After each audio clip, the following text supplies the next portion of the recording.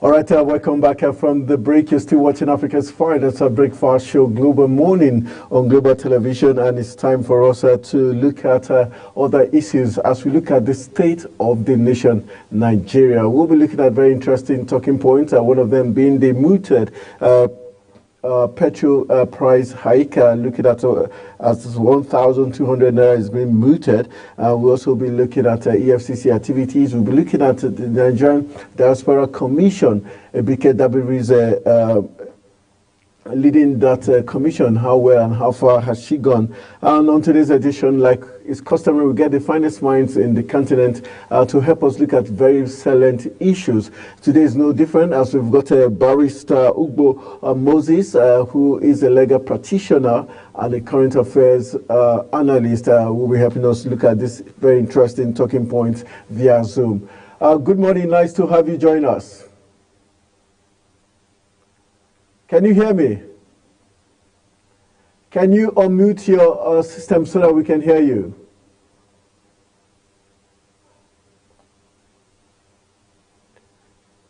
Hello? Barrister Ugbo Moses, can you hear me?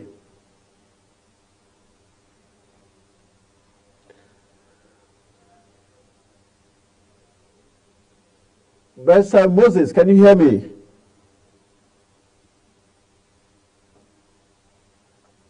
All right, I think engineers will try to sort that issue out so that we can at least get to hear, have his audio restored back. Like I said, we'll be looking at the issue as regards the recent killing of a Nigerian in Canada, a 19-year-old Nigerian in the person of Afolabi Stephen, who was murdered, and the Canadian police were accused of killing that Nigerian. We'll be looking at what the NIDCOM is doing about it. This morning, it was revealed that the Canadian authorities have assured NIDCOM that thorough investigation and justice will be served on the slain Nigerian. So we're looking at the activities of NIDCOM. Remember, in 2022, Abike Dabiri did come out to inform Nigerians that as much as 13 Nigerians were killed in northern Cyprus, and that's to say 2 in every year Nigerians were killed across foreign lands, and that's very disturbing. So we're looking at that issue and other issues concerning the activities of the EFCC, especially with the recent report by Jim Obazi concerning the outcome of investigations concerning the CBN. All right, let's see if we've got him back, Moses. Barrister Moses, good morning. Are you there? All right, let's go for a very quick break. When we return from break, hopefully our guest will be joining us so that we can look at these issues making the rounds in Nigeria. Stay with us after this break.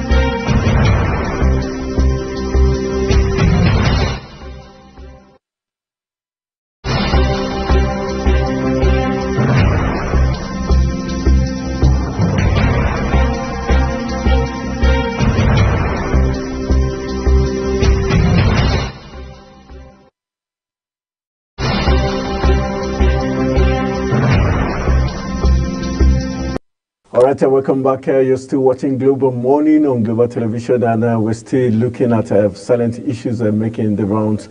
We have our guest now joining us via Zoom. His name Barrister Ugbo Moses, who is a legal practitioner and a current affair analyst to help us look at some very interesting stories making the rounds.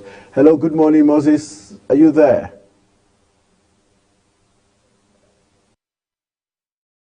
Moses, are you there? Can you unmute yourself?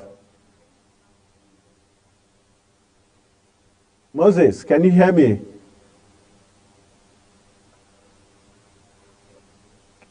Moses, can you hear me? I can hear you. Okay, good. We can hear you now. All right, let's look at the issues we did talk about as regards what's playing out. First of all, let's look at the muted hike in fuel price that the government has come out to deny. The NNPCL has come out to deny that there's no plan to hike the price of petrol. But we've seen that happen in the past where the government will come out and say there's no such thing, but barely a week or two, we see that occur. What's your take as regards this current issue?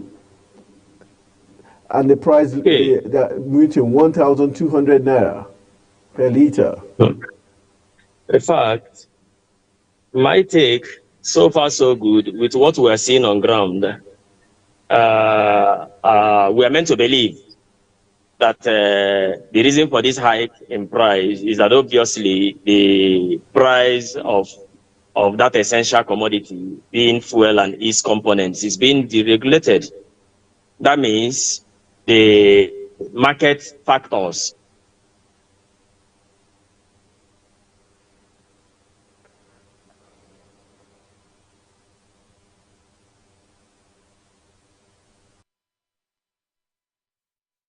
Please, can you unmute yourself?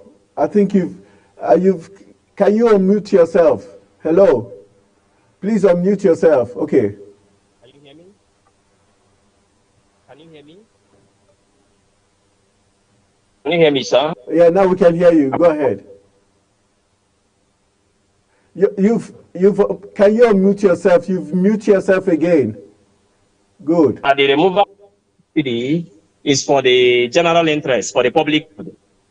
But we are yet to see its full implementation with regards to all the...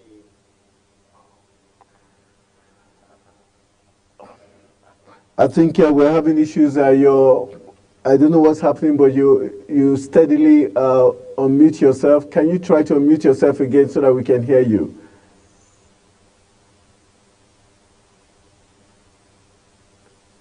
All right, I think this will demand that we also go for another quick break. Really sorry due to some technical issues as we try to sort it out with our guest who is joining us via Zoom. And we'll go for another quick break. When we return, hopefully this time we'll be able to get our conversation moving without any more hitches.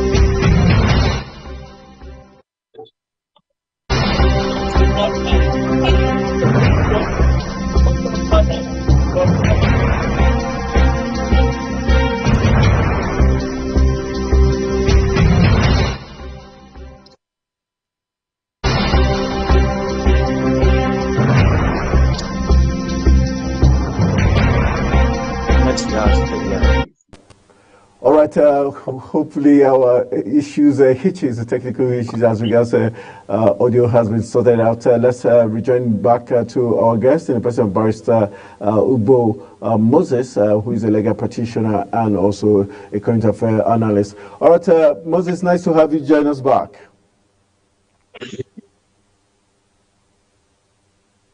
Can you hear me?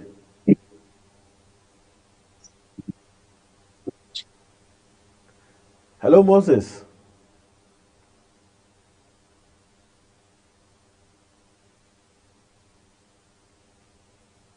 Hello, Moses, are you there? Can you hear me? Okay, if you can hear me, I would like you to continue our conversation as regards the fuel price hike that is being muted for 1,200 naira per liter, and what you think the implications would be to the masses, and your expectations for the Nigerian Labour Congress. What your expectation is? Do you think this would cause more protest march across Nigeria?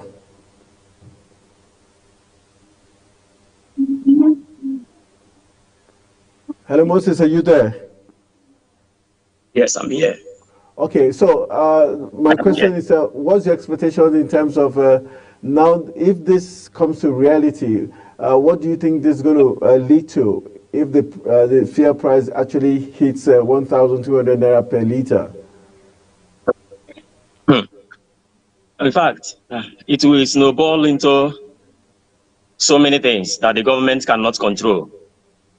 That would amount to total breakdown of the economic system. The standard of living had so deteriorated. People are already suffering enough sufficient hardship already, and any attempt to allow the fuel price to go beyond what it is now to as much as 1,200, then it's obviously a failed system. So I expect the players in the field to dust their shoes, get to the field, and make sure that the right thing is done. We cannot, fuel being an essential commodity, cannot be allowed to float, cannot be allowed to be in the hands of the machiavellians, cannot be allowed to simply play like every other commodity in the open space, an essential product. And then I believe for the first time that the present government should rise to the occasion and prove its worth to the Nigerian citizenry. Okay, let's look at the fact that we were told that Dangote refinery has started test run, and Nigerians were expectant that with the test run, hopefully the prices would crash in a couple of 3-4 months. But with what is playing out, are you confident that what is expected of the Dangote refinery will come to fruition? While will a responsible government determine its focus, its indices, and what happens in the firm of a private sector player? What's the relationship? Dangote refinery or no Dangote refinery? It is just a distraction. If this government is being honest in its programs and policies of action, we should talk about why are the Nigerian refineries not working. We should talk about the Nigerian refineries. We should talk about how far about the maintenances they promised, about the refinery coming up in due time. We should talk about that. It's not about Dangote is a capitalist. Obviously, this guy came into the field to make profit, nothing other than that. He is not in there to service the populace. No. So everything they are doing as far as Dangote refinery is concerned is aimed towards making profit, towards recouping investment. So how will the government of the day, the government of the federal government now lay emphasis on what happens with regards to Dangote refinery? Is Dangote refinery coming to bear the burden of Nigerians? Is Dangote refinery a subsidiary of the federal government? So all I am saying is that the government should know that the Dangote refinery of today is a major player in the oil sector, just like we have other players in the oil sector. Government should step in as a bigger player in the sector, control the market facilities and market prices, make sure that the right thing is done. How can government play equitably if government do not have an effective refinery of its own? How can government be effective to regulate prices and monitor what is going on in the process. So the end thing is, we cannot discuss Dangote refinery without talking about the Nigerian refinery. Okay, looking at what it's playing, do you think the government has plans? Yes, they had said the Port Harcourt refinery and others will be working in phases. Are you convinced that those plans will see the light of day in terms of getting refineries back on track? Yes, sir. I am convinced. I am one believer in the Nigerian project. I am totally convinced that what the government has said it will do, it is positive towards that direction. The only challenge we have in Nigeria is implementation. Every government comes out with good policies, beautiful programs, but why will our programs always fail at implementation? So obviously, looking at the body language, looking at the programs of action, looking at the best of brains surrounding the present federal government, I am very much hopeful that it is geared towards the right direction. But the wahala in the system is implementation. Why will it always fail at the point of implementation? So if we as a nation want implementation to succeed, then there should be an effective monitoring system. An effective review, step-by-step review all the way, monitoring system, an effective feedback mechanism that would make sure that every program of action sees the light of the day. Okay, before we leave this talking point, what role would you say the NNPCL is playing towards ensuring? Do you think there's some pundits have said that the NNPCL, on the flip side, is not necessarily interested in the refiners working because as it is, it favors them the way the things are. Do you think the NNPCL on its own is sabotaging the effort of the federal government, or you think there are some other state actors that are sabotaging the effort? Thank you, sir. Thank you, sir.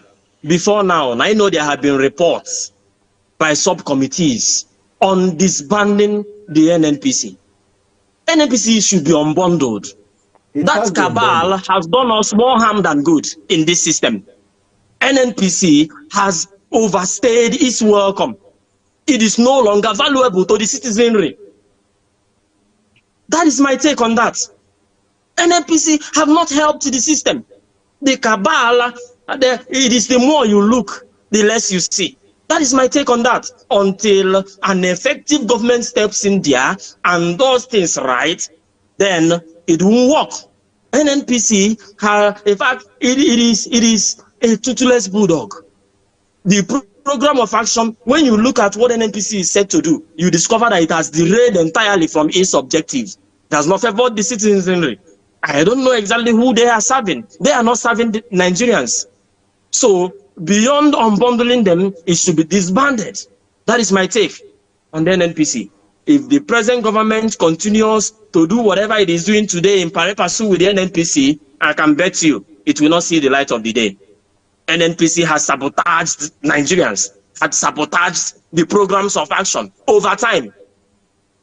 Take a look at the levels, the stages, the developmental strides, the dynamics of the oil sector in Nigeria as far back as 1970, 75, up to 99. What have we seen? What have we seen? NNPC is simply irredeemable. That is my take. All right. Thank you, sir. Let's move on to other talking points. During the president's New Year's broadcast, he made mention of the fact that the new national minimum wage will be implemented in this year, 2024. And the NLC, as of 2023, had made its stance known that it must negotiate the new living national minimum wage. For you, what's your expectation, and what should the new national living minimum wage look like? Just like I said earlier, it all boils down to implementation. The Nigerian Labour Congress is of the view that the federal government is not being sincere. It's not being sincere as regards adequate implementation of the upward review of the minimum wage. Beyond talks, we are in January already. we want to see the government doing the needful. We want to see them doing the needful. It is very much true that the Nigerian Labour Congress is simply a percentage of the Nigerian workforce. But then, I am of the strong opinion that if there is an adequate implementation, urgent implementation of this national minimum wage, obviously, it will translate to bettering the general economy. Because definitely the resources will go around. So there should be, listening to the president's address of Nigerians with regards to the new year we just welcomed, there is hope. There is hope. At least one of the things that gave me hope is that today we have a Nigerian that is we have a president that is away. He is away. He is away. We've had that repeatedly. Yes, Oga is away. We want to see action. It will be very detrimental for us to leave things to play by default.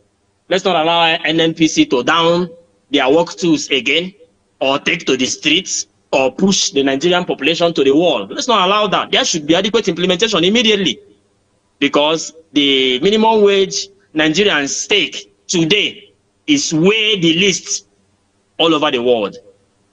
It is not up to the international best practices. It is nothing to write home about. A government that goes borrowing every now and then cannot pay an adequate minimum wage to its Nigerians. Everyone had continued to cry, cut cost of governance, cut cost of the legislature, cut cost. But the government is not listening to all of that. And what do they want to do? They go ahead borrowing in order to service debt and concurrent expenditures. All right, let's look at the issue. The TUC came out just yesterday talking about the president, CFO, who came out to say that if the new minimum wage is delayed, is not implemented on time, whatever amount that is decided upon, the arrears must be paid. Do you think that's a marker for another, square off between Labour and the presidency? And do you think the presidency should agree to that, that mandate? I didn't get you clearly. The mandate. The TUC came out yesterday to say whatever minimum wage, national minimum wage is agreed upon, must be implemented, and even if it's delayed, the arrears, no matter the time it's implemented, the arrears must be paid. Okay. What do you think is the implication of that? I understand. My take is a review of a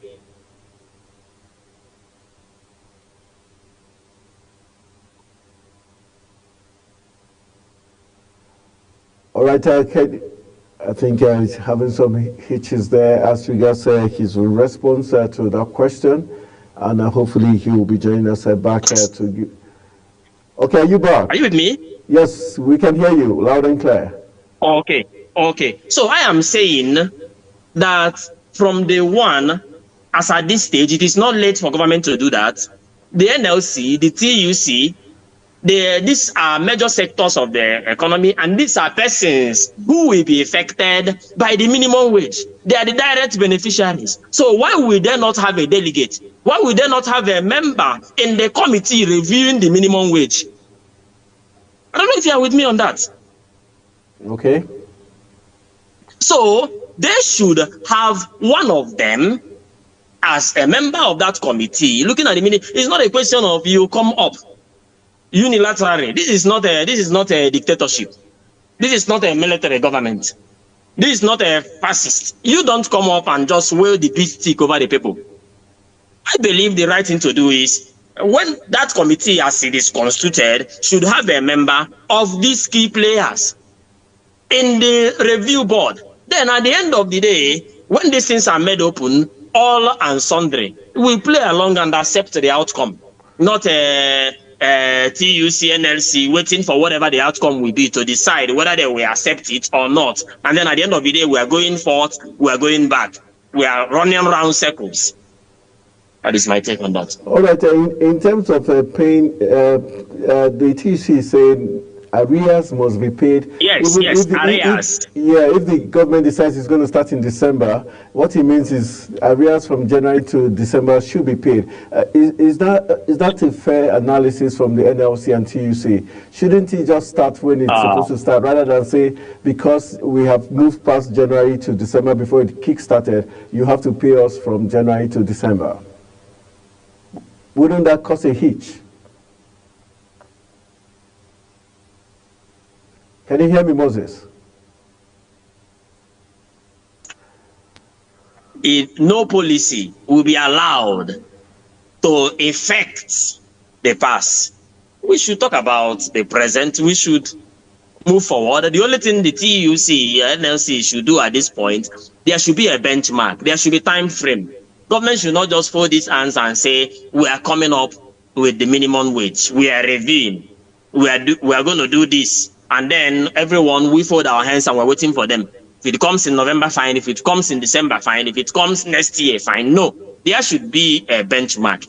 Any program, any plan that does not have time lag, time limit is no program.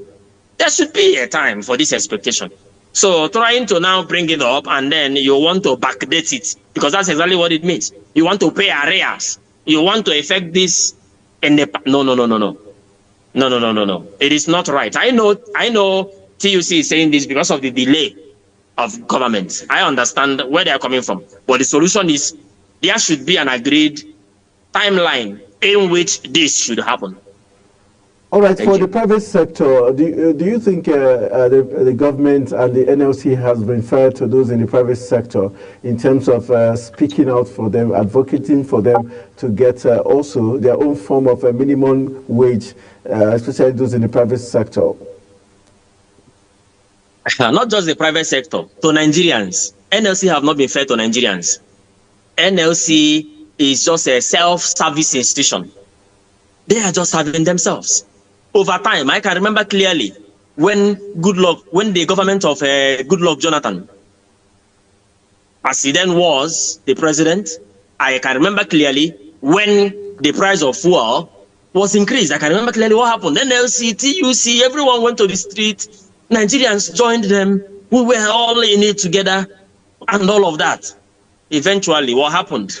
So over time, we have seen and NLC, TUC, we have seen this organization serving their own personal purpose. They do not consider the common man on the street. They are talking about review of their pay. They are talking about review of the minimum wage. They are not talking about what the populace will get in return. Nobody is talking about the masses. What will the masses get in return? The same applies. When you see what do we call them? When you see ASU, when you see lecturers down tools and go on strike, at the end of the day, what happens? They go to the back door, they negotiate with government. It is usually a win-win for them. There is nothing in it for the people. There is nothing in it for the parents. There is nothing in it for the students alike. So NLC TUC should look inwards and carry Nigerians along. Because when the chiefs are down, they will want Nigerians to join them as usual. I wonder how these things will happen. I wonder the level of success they intend to take home at the end of the day. Everything should gear down. It's not about their personal selfish interests. It should be about the good of every Nigerian. All right, let's move on to other issues now from the national minimum wage, as we keep our fingers crossed and hope the NLC and the government would, deliver on the goods and the promises the president had given to us on the first day of his broadcast. Let's move into NADCOM now, talking about the Nigeria in Diaspora Commission. One woman has been in charge there, Abike Dabiri Erewa, has been in charge of that commission since its formation. And we've seen in 2022, she told us about how about 13 Nigerians were killed in space of 7 years in foreign land, especially in northern Cyprus, where Nigerians were being killed. And recently, another 19-year-old Nigerian was killed, talking about Afolabi Stephen in Canada just some few days back. And we had a NIDCOM again come to the picture. A lot of Nigerians are saying, is NIDCOM is so, parastatal for Abike Dabiri, and is the NIDCOM of us, has she overlived its purpose? Because probably there should be someone else to come in and create new vibe for that commission. Because it looks like they always react when Nigerians are in trouble and not try to, they're not proactive. I understand you clearly. Being proactive will definitely be the best. But beyond that, the value of life in Nigeria have deteriorated. That is the truth of the matter. Nobody will treat you better than you treat yourself. Take note of that. Nobody anywhere will treat you better than you treat yourself. We have treated Nigerians so poorly in this part of the world, and then we want Nigerians to be treated better outside Nigeria. That is not the truth. Look at the reportage everywhere. Look at the mainstream media and see what is going on. Whenever a Nigerian loses his life, it's a normal thing everywhere. Look at the scores of people that are being murdered on the daily here in this country. Is it the Boko Haram attacks? Is it the terrorists here in far away, not the unknown government? Not to interrupt you, Mr. Moses. Let's go for a very quick break. And I will urge you to rejoin us. Let's go for a quick break. When we come back from the break, we will continue on this talking point. Stay with us.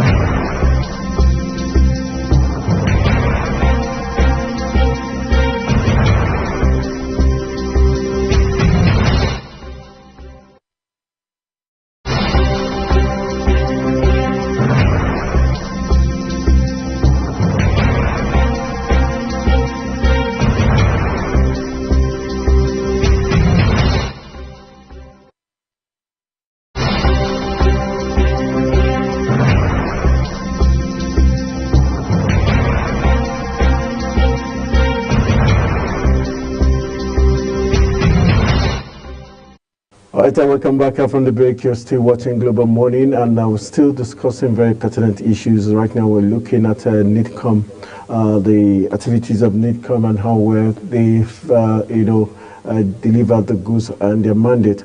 All right, Barrister Moses, we were talking about Nigerians, how Nigerians were being treated back home here, as vis-a-vis how they've been treated in foreign lands.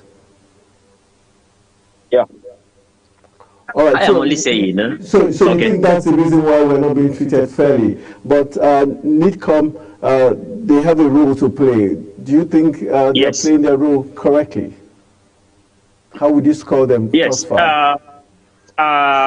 Yes, their act of being reactive is part of it. It's part of their role. It's part of their role. All we need them to do is to be more proactive. I believe they have the figures of Nigerians wherever they are. I believe they should up their game. I believe they should try as much as possible to hold every system, every institution, every SY government accountable for the life of every Nigerian. But beyond that, back home, we should begin to treat our people better. The value of life in this part of the world should be upgraded, should at least come up. Beyond rhetorics, people lose their lives on dailies, and then government institutions, bodies come up with the usual rhetorics. We regret that we assure you, we are away. These are everyday rhetorics that we see in this part of the world. And then the value of life had obviously deteriorated. So all we are saying is, if we can improve on the dynamics of our security system in Nigeria, definitely it will translate to a better life. It will translate to how Nigerians are viewed beyond the shores of this country. I can assure you of that. Let's treat Nigerians better so that others can treat us better wherever we are seen. Thank you. For NIDCOM, do you think it needs a change of guard? Pardon? Do you think that commission needs a change of guard? I don't think so. Why? I don't think so. Yes, Nigerians are always too fast we want to always bring in changes. We want to always, it's part of the political dynamics of every system, of every institution. Beyond persons, we should emphasize ideas. Beyond persons, we should build strong institutions. Every now and then we keep looking for strong personalities. That is our viewpoint here in this part of the world. But if we can build a strong institution, an accountable institution, then anyone with the needed qualification and the strength of character can go in there and lay down procedure and policy. We make sure that the right thing is the product, that the right thing comes by, that success is achieved. It's not just about the person. It's not the person. It's the institution. The institution should be properly monitored, regulated, beefed up to make sure that they do the right thing. It's not about the person. It's not about the leader. There is little or nothing a leader can do. Yes, I can tell you that. A leader, yes, inspection, yes, monitoring, yes, motivation, making sure the right thing is done within the group. But it boils down to the followers. It boils down to the board. It boils down to the members of this commission. It boils down to the logistics. It boils down to the strength of the institution. So it should be about the institution, not about the person. If you put a new wine in an old wine skin, what do you want to get in return? The problem with boomerang. So it is not about person. That's why I said it's not about changing anybody. It's about that institution. The institution should be holistically overhauled. Their program of action should be looked at. The policies, let them be strengthened. Let them at least be independent to a reasonable degree, so the right thing can be done. All right, let's wrap up our conversation now, talking about the last talking point, which has to do with EFCC's activities thus far. Also looking at the EFCC, they're one of the anti-graft agencies, just like the ICPC, and one of their mandate is to also prevent corruption. But we've seen over time that they seem to also be reactive. It's when issues come up, they now drill the issue. like recently, the Jim Obazi report has led to the EFCC now going after certain, even former ministers, Sadiya Omar Farouk and co. For you, how well would you say the current EFCC is doing? Okay, I am of the strong opinion that the EFCC of today cannot be judged. It's too early to foreclose EFCC today.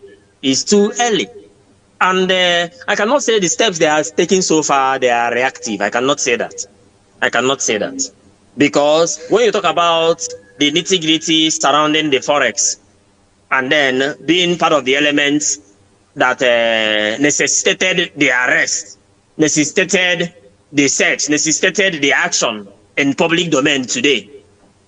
Obviously, I believe it's an intelligent report. Obviously, I believe that where they are touching now, or where they have touched already, is one of the strongholds, is one of the untouchables.